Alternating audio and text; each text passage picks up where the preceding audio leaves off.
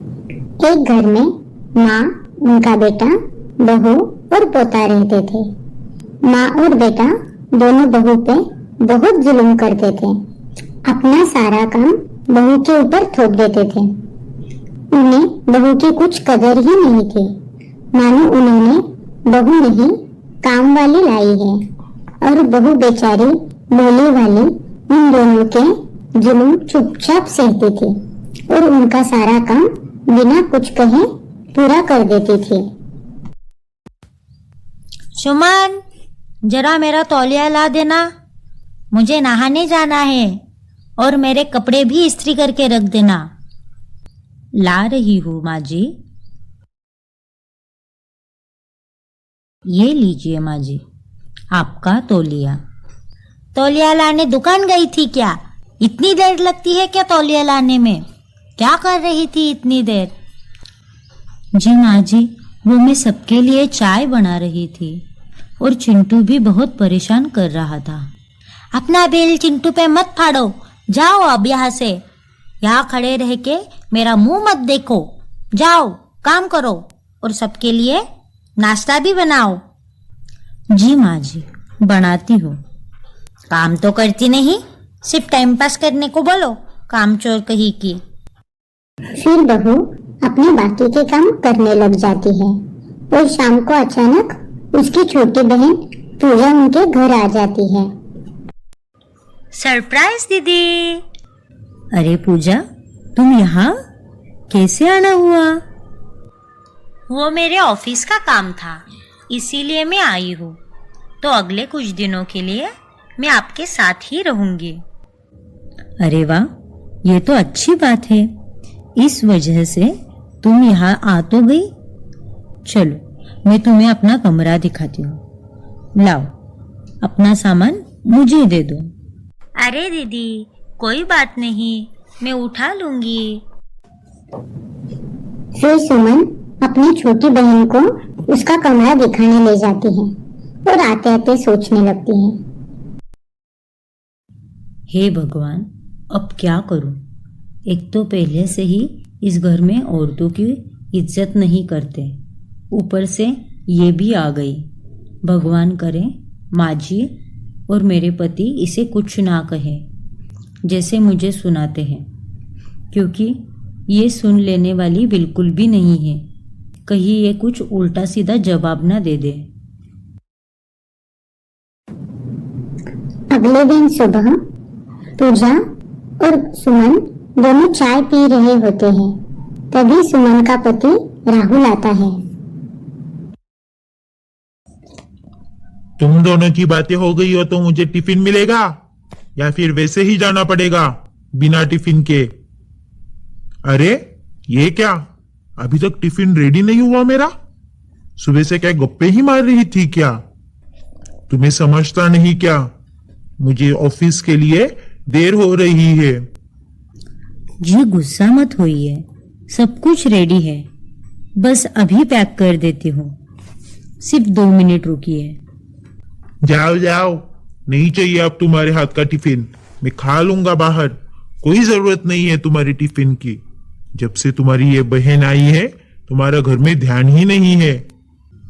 जी ऐसी बात नहीं है, सब तैयार है, मैं बस चाय खत्म करके देने ही वाली थी। उतने में वहाँ माँ जी आती है। अरे क्या हुआ, क्यों सुबह सुबह जग रहे हो? और कुछ काम धाम है क्या? नहीं, जरूर इस सुमन की ही गलती होगी। नहीं माँ जी, मैं बस टिफिन पैक ही करने वाली थी। हाँ हाँ, तुम्हारे तो आदत ही है काम चोरी करने की। ऐसी बात नहीं है माँ जी, बस 2 मिनट में हो जाएगा। अरे क्या हो जाएगा? मेरा बेटा कब से बेचारा खड़ा है टिफिन के लिए। अक्ल नाम की कोई चीज है कि नहीं तुझ में? कम से कम मेरी बहन के सामने तो मुझे ऐसा मत बोलिए माँ जी। हाँ हाँ, देखा बेटा, पहले तो मुंह से एक शब्द भी नहीं निकलता था इसके, और अब देखो बहन के सामने कुछ ज्यादा ही जुबान चलने लगी है इसकी। जाओ अपना काम करो चुपचाप। और इसके बाद सुमन राहुल को टिफिन देके अपने कमरे में चली जाती है और वहाँ सुमन और पूजा बातें करने लग जाते हैं। ये सब क्या चल रहा है दीदी? आपका जीजू के साथ कोई झगड़ा हुआ है क्या? ऐसी बात नहीं है, ये तो रोज का ही है और अब तो इस सब की आदत पड़ गई है। पर दीदी, और कितना सहन करोगे आप? जाने भी दो ना पूजा, तुम इसमें मत पड़ना और मम्मी पापा को इस बारे में कुछ मत बताना। इस घर में औरत की कोई कीमत नहीं है। इसीलिए भगवान ने इनके घर बेटा दिया है, बेटी नहीं। वैसे मेरे पास एक तरकीब है, अगर आप चाहो तो ये सब ठीक हो सकता है। ठीक है, पर इसमें कोई खतरा तो नहीं होगा ना? अरे नहीं दीदी, कोई खतरा नहीं होगा। आप बस जैसा मैं बोलूं वैसे करना। फिर पूजा सुमन को सारी तरकीब बताती है और सुमन भी वही करने लग जाती है जो पूजा कहती है। फिर शाम को जब राहुल घर आता है और हॉल में आके बैठ जाता है, वहाँ माजी भी बैठी होती है। सुमन, चाय लाना। ये लो आपकी चाय। आज तो सब्जी में बिल्कुल भी स्वाद नहीं था, आएगा भी कैसे? सारा चटपटापन तो तुम्हारे और इस पूजा की बातों में ही निकल गया होगा। आप मेरी बहन को क्यों बीच में ला रहे हो? उसने क्या किया? अरे वाह, आज तो बहुत ही ज्यादा पढ़ निकला है इसके। जरा इसके तेवर तो देखो। बस, अब बहुत हो गया। अब मैं और सहन नहीं कर सकती। मैं आज ही चिंटू को लेके इस घर को छोड़ के चली जा रही हूँ। जाना है तो जाओ, किसने रोका है? हमें तुम्हारी कोई जरूरत नहीं है। हाँ, जाओ जाओ। वैसे भी कुछ काम तो करती नहीं, कल मुही कही की। फिर सुमन चिंटू को लेके पूजा के साथ अपने मायके चली जाती है। अब सारा काम मालती और राहुल के ऊपर आ जाता है। फिर अगले दिन सुमन, चाय लाना। अरे, मैं तो भूल ही गई कि सुमन तो घर चली गई। खैर, मैं ही चाय बना लेती हूँ। माँ, मेरा टिफिन तो देना, मुझे देर हो रही है। अरे बेटा, मैं तुम्हारा टिफिन नहीं बना पाई। मेरे घुटनों में बहुत दर्द था और खाना बनाने के लिए मुझे इतनी देर खड़ा नहीं रहा जाता।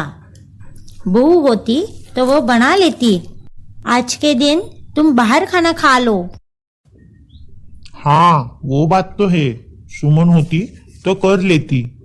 हमने ही उसकी कभी कदर नहीं की और उसको बहुत भला बुरा कहा।